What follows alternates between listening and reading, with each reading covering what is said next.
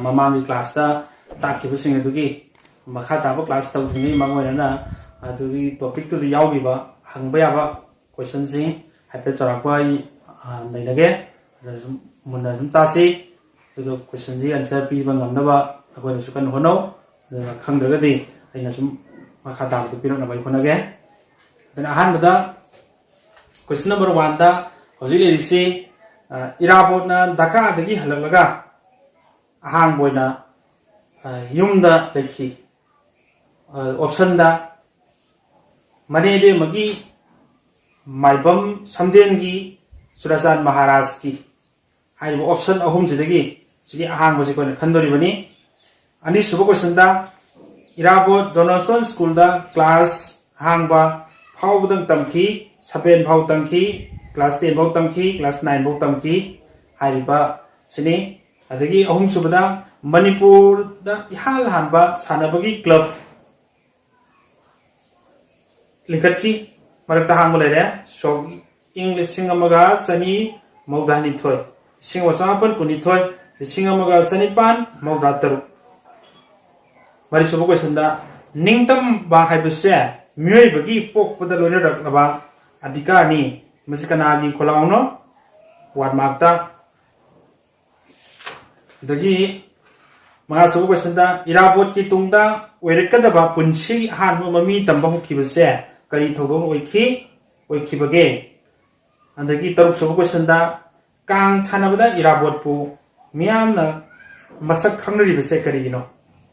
tare subo question da Irabot ki punsi ki thabak ase makai yamna yami hairiba se kari dagino ma ani na ahum da hape hairiba question jing jin akoina digest tawna ba answer pi ngam na ba noi kan honara du makha ta class koi hongna ba taw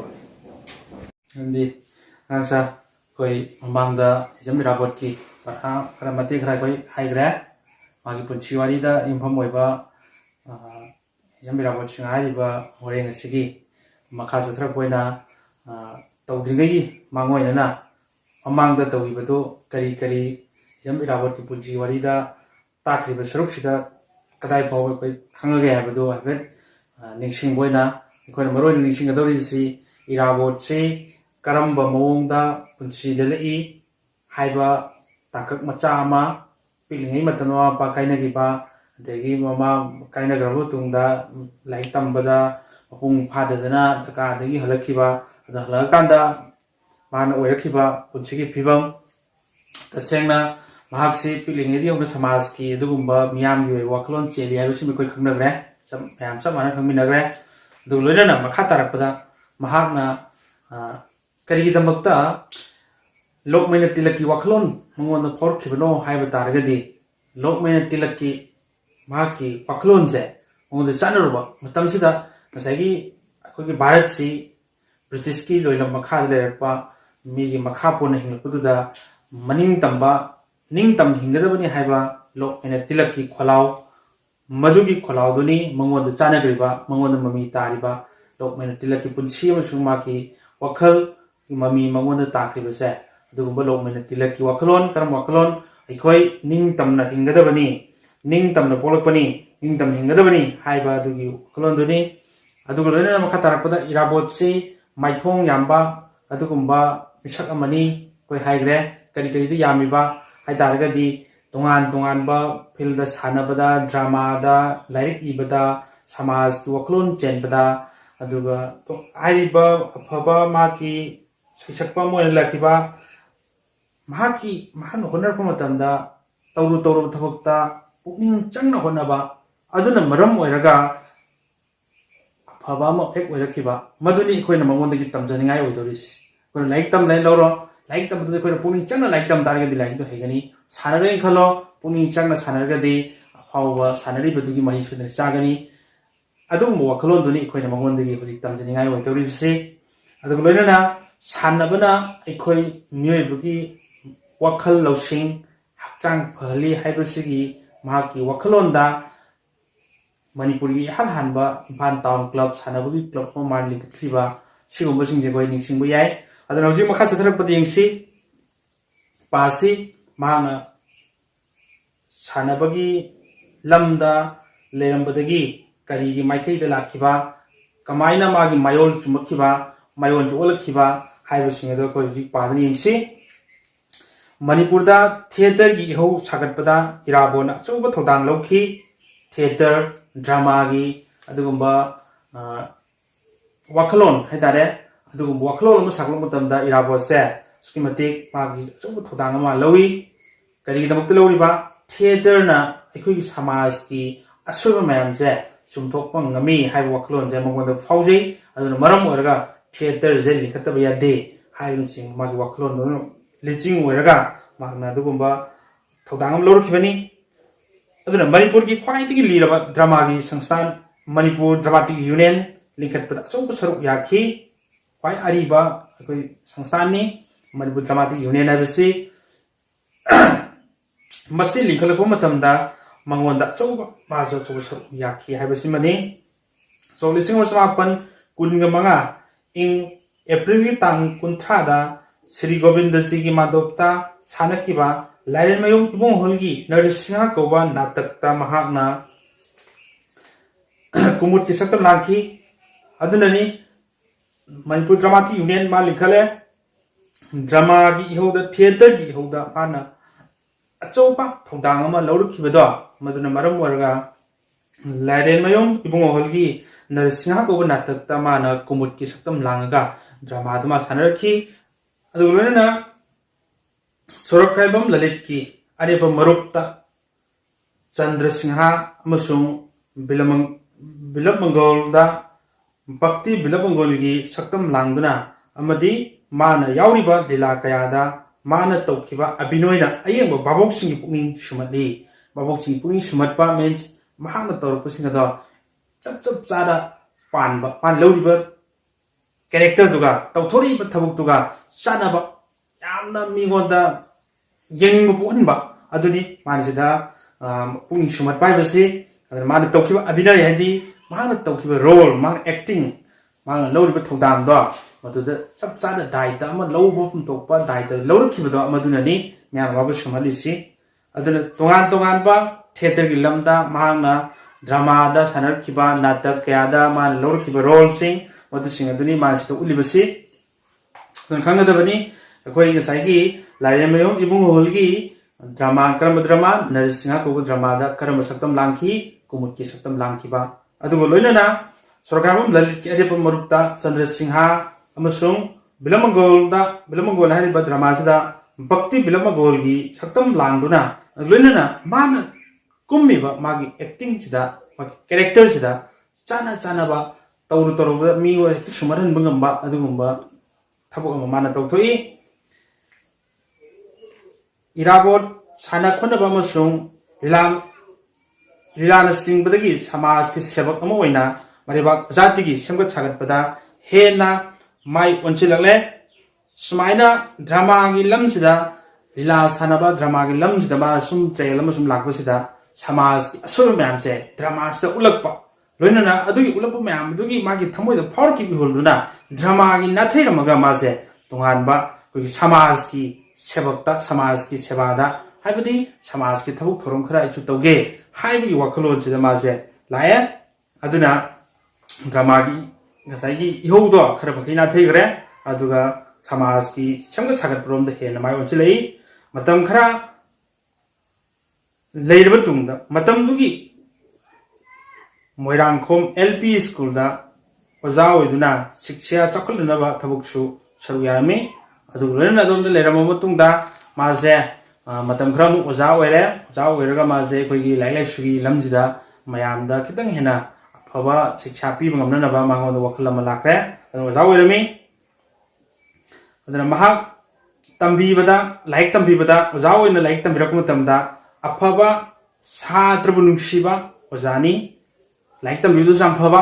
अदुगा साद्रसिंगुसु गदोबा याम loan तौजबा अदुगा मिसक अमनी असे अदुना नोंमा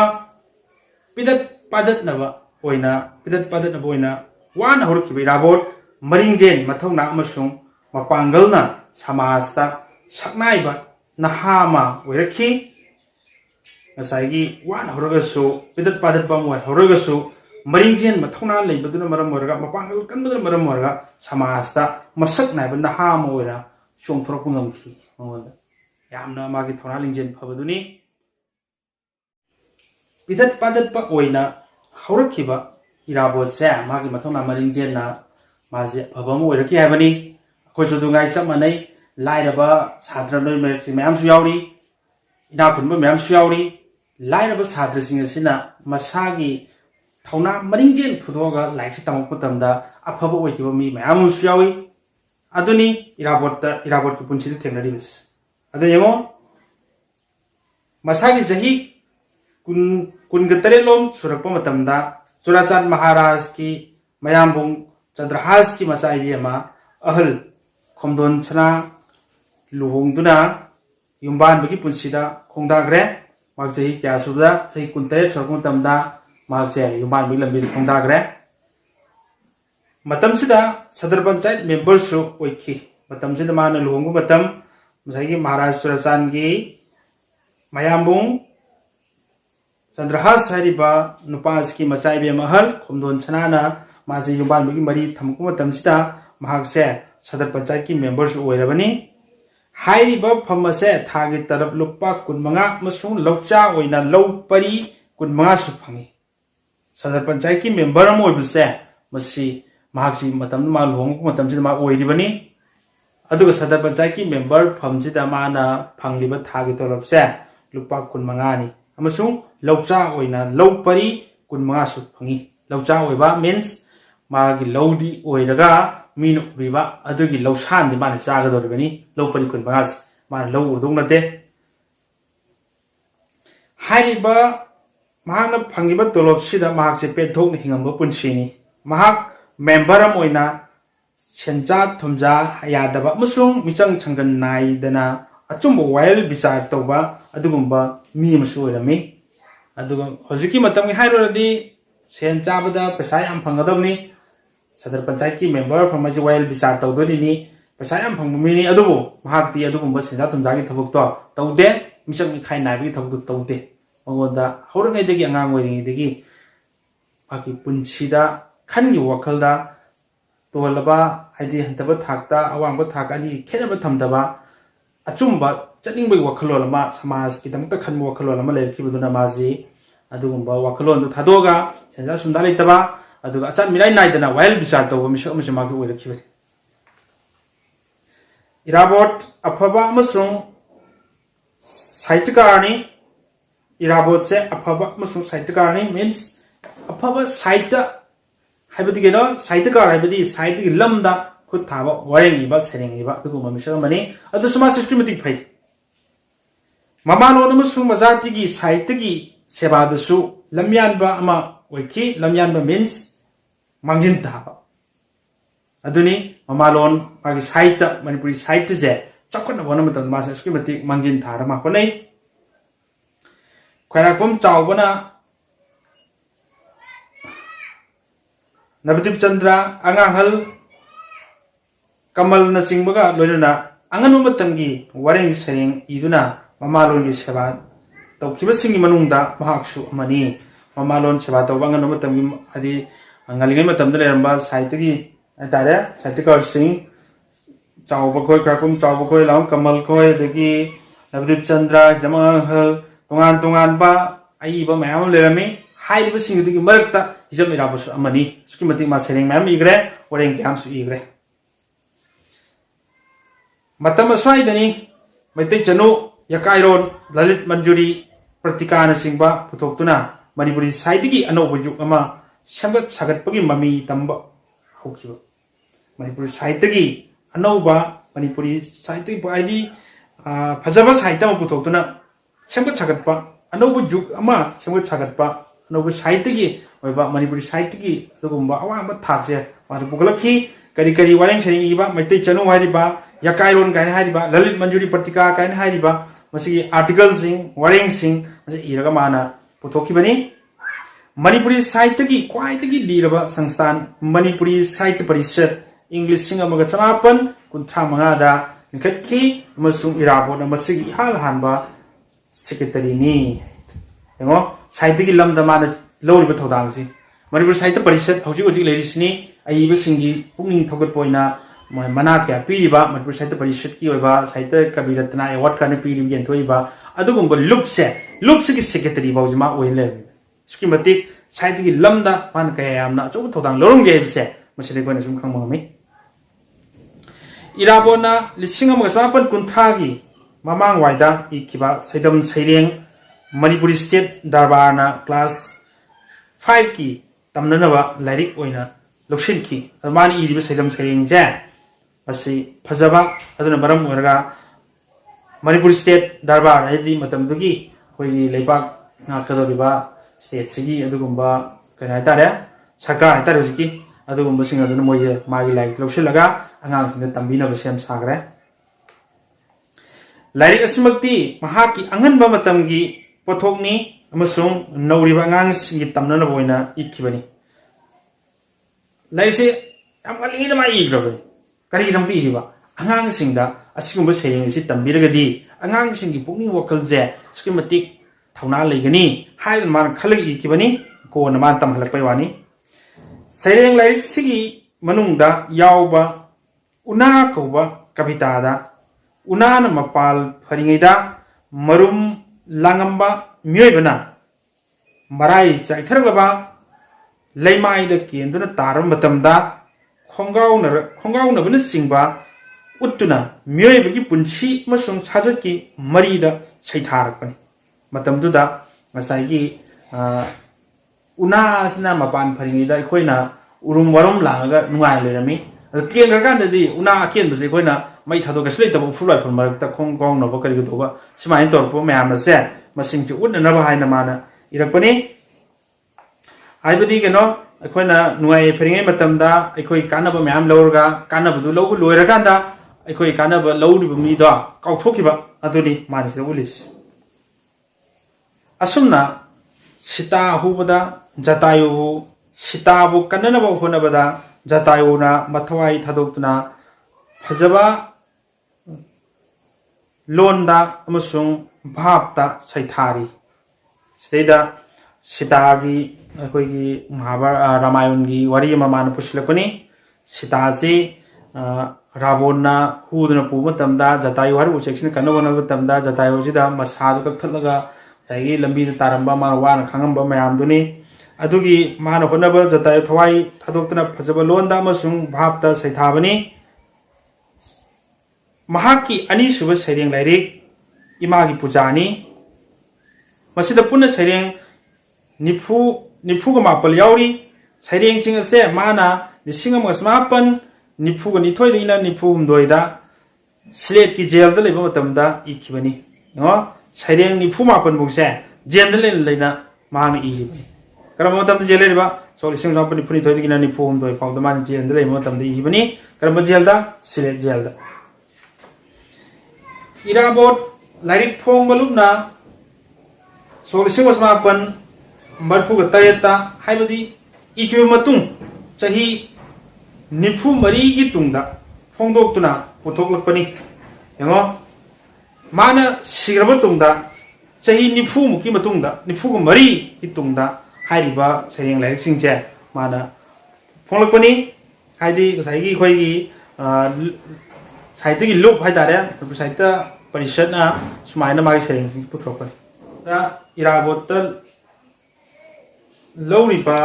kavita gi sakti amadi samaj samsung myoibada jati gi magi awangba phajaba wakalon ki anobu maira ama Manipuri Sahitya da Irabot ki mafum kaya wangna leibage haibado apaba sina khangraki Manipuri Sahitya Parishad na magi Sahitya ki sebabu sakhang boina mahakna ikiba sahi nifuga mangagi tungda kaibaratna upadi pikhi mani jai nifu mangagi tungda kaibaratna aiba ajagi Manipur Sahitya Parishad na piba aiba singda piba mithoni mangonda kari dam ta piba mahang iriba mahangna putholiba Sahitya ki seba je skemati wangi aduna masibu koina sakhang da koi gi asoi boigini mase koina sakhang bum thoi haiduna mangonda kabiratna aibe award se mangonda kabiratna aibe upadi di mingthon ama mangonda piribani to sini asigi ꯃꯇꯥꯡ ꯑꯁꯤꯗ ꯉꯁꯤꯒꯤꯗꯤ ꯁꯤꯐꯥꯎ ꯇꯧꯖꯒꯦ